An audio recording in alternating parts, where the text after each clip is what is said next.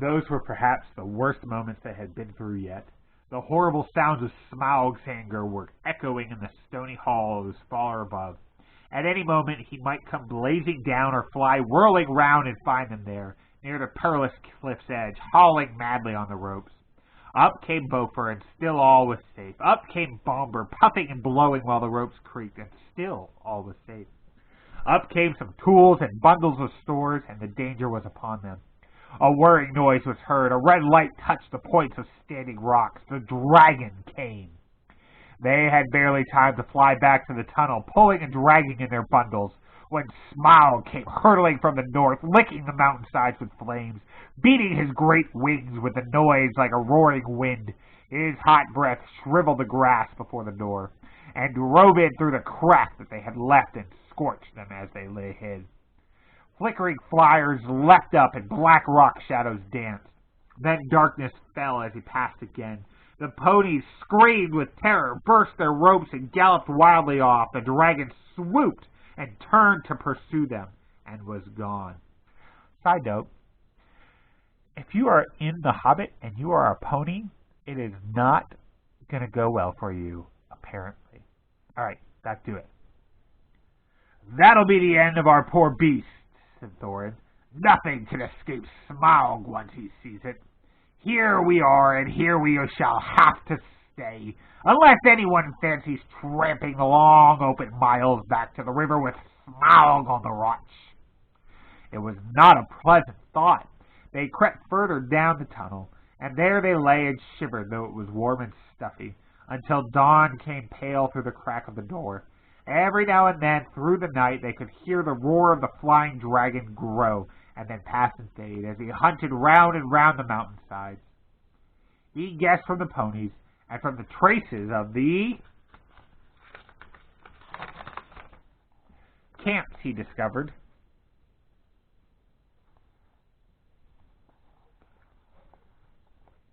that men had come up from the river and the lake and had scaled the mountainside from the valley where the ponies had been standing. But the door withstood his searching eye, and the little high-walled bay had kept out his fiercest flames. Long he hunted in vain, till dawn chilled his wrath, and he went back to his golden couch to sleep, and to gather new strength. He would not forget or forgive the theft, not if 1,000 years turned him into smoldering stone. But he could afford to wait. Slow and silent he crept back into his lair and half closed his eyes. When morning came, the terror of the dwarves grew less. They realized that dangers of this kind were inevitable in dealing with such a guardian, and that it was no good giving up their quest yet. Nor could they get away just now, as Thorin had pointed out. Their ponies were lost or killed, and they would have to wait some time before Smaug relaxed his watch sufficiently for them to dare the long way on foot. Luckily, they had saved enough of their stores to last them for some time. They debated long on what was to be done, but they could think of no way of getting rid of Smaug, which had always been a weak point in their plans, as Bilbo felt inclined to point out. Then, as is the nature of folk that are thoroughly perplexed, they began to grumble at the Hobbit, blaming him for what had first so pleased them, for bringing away a cup and stirring up Smaug's wrath so soon. "What else do you suppose a burglar is to do?" asked Bilbo angrily. "I was not engaged to kill dragons. That is warrior's work. But to steal treasure, I made the best beginning I could. Do you expect me to trot back with the whole horde of Thor on my back? If there is any grumbling to be done, I think I might have a say. You ought to have brought 500 burglars, not one. I am sure it reflects great credit on your grandfather, but you cannot pretend that you ever made the vast extent of his wealth clear to me. I should want hundreds of years to bring it all up, if I was 50 times as big and Smaug as tame as a rabbit." After that, of course, the dwarves begged his pardon. "What, then, do you propose we should do, then, Mr. Baggins?" asked Thorin politely. "I have no idea at the moment. If you mean about removing the treasure, that obviously depends entirely on some new turn of luck and the getting rid of Smaug. Getting rid of dragons is not at all in my line, but I will do my best to think about it. Personally, I have no hopes at all, and wish I was safe back at home. Never mind that for the moment. What are we to do now, today? Well, if you really want my advice, I should say we can do nothing but stay where we are. By day, we can do no doubt creep out safely enough to take the air. Perhaps before long, one or two could be chosen to go back to the store by the river and replenish our supplies. But in the meanwhile, everyone ought to be well inside the tunnel by night. Now, I will make you an offer. I have got my ring and will creep down this very noon. Then if ever Smaug off to be napping, and see what he's up to. Perhaps something will turn up. Every worm has his weak spot, as my father used to say, though I am sure it was not from personal experience. Naturally, the dwarves accepted the offer eagerly. Already they had come to respect little Bilbo. Now he had become the real leader in their adventure. He had begun to have ideas and plans of his own.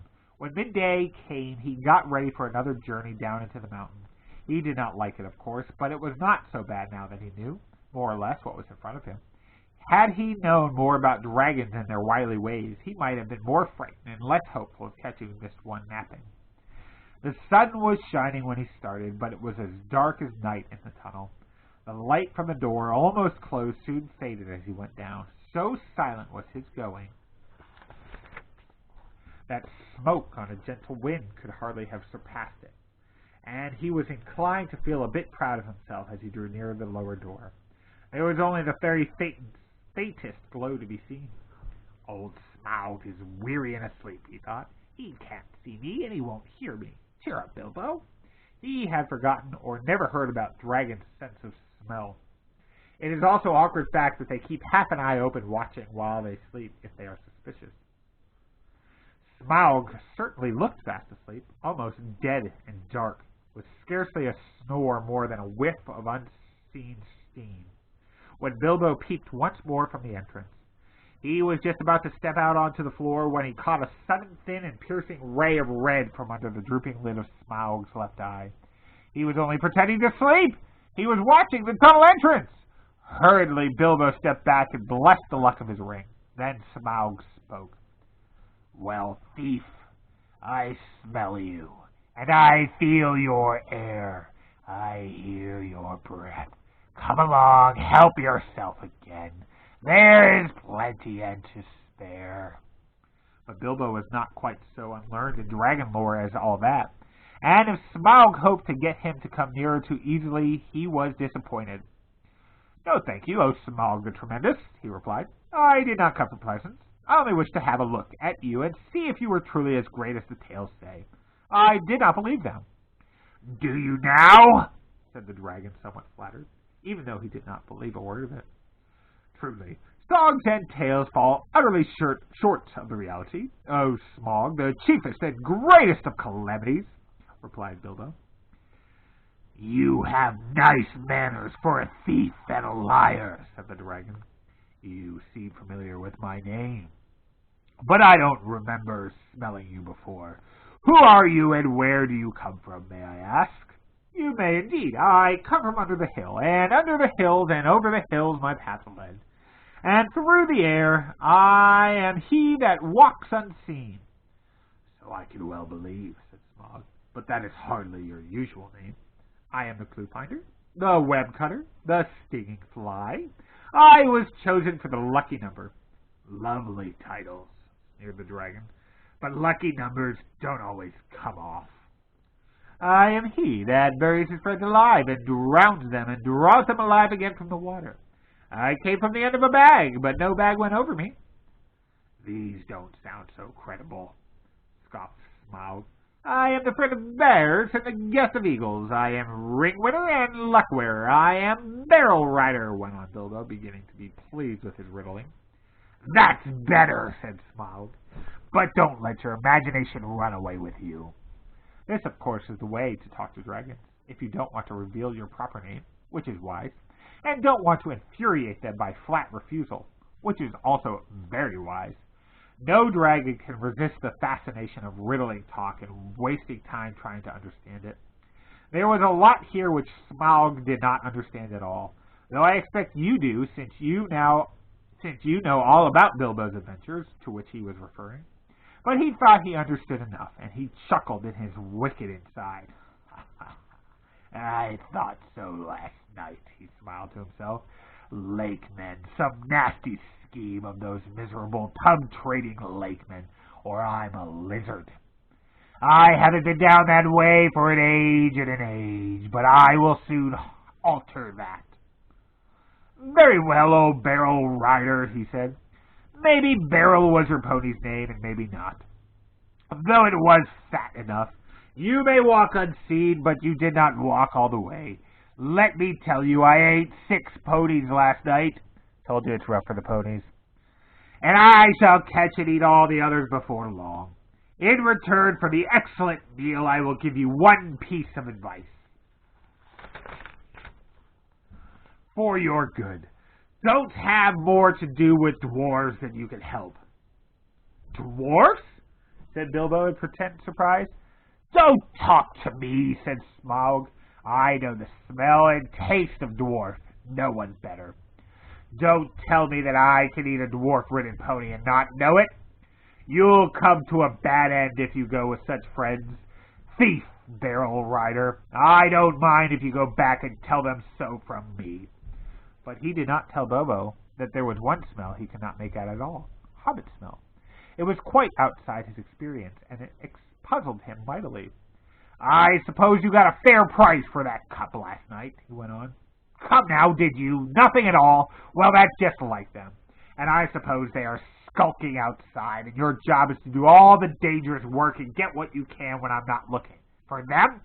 And you will get a fair share? Don't believe it. If you get offline, you will be lucky. Bilbo was now beginning to feel really uncomfortable. Whenever Smaug's roving eyes, seeking for him in the shadows, flashed across him, he trembled, and an unaccountable desire seized hold of him to rush out and reveal himself, and tell all the truth to Smaug. In fact, he was in grievous danger of coming under the dragon spell. But plucking up courage, he spoke again. You don't know everything, O Smaug the Mighty, said he. Not gold alone brought us hither. Ha ha! You admit the us, laughed Smaug. Why not say us 14 and be done with it, Mr. Lucky Number? I am pleased to hear that you had other business in these parts besides my gold. In that case, you may, perhaps, not altogether waste your time. I don't know that it has occurred to you that, even if you could steal the gold bit by bit, a matter of 100 years or so, you could not get it very far. Not much use on the mountainside. Not much use in the forest. Bless me! Had you never thought of the catch? A 14th share, I suppose, or something like it. Those were the terms, eh? But what about delivery? What about cartage? What about armed guards and trolls? And Smaug laughed aloud. He had a wicked and wily heart, and he knew his guesses were not far out, though he expected that the lake men were at the back of the plans, and that most of the plunder was meant to stop there in the town by the shore that in his young days had been called Esgaroth. You will hardly believe it, but poor Bilbo was really very taken aback.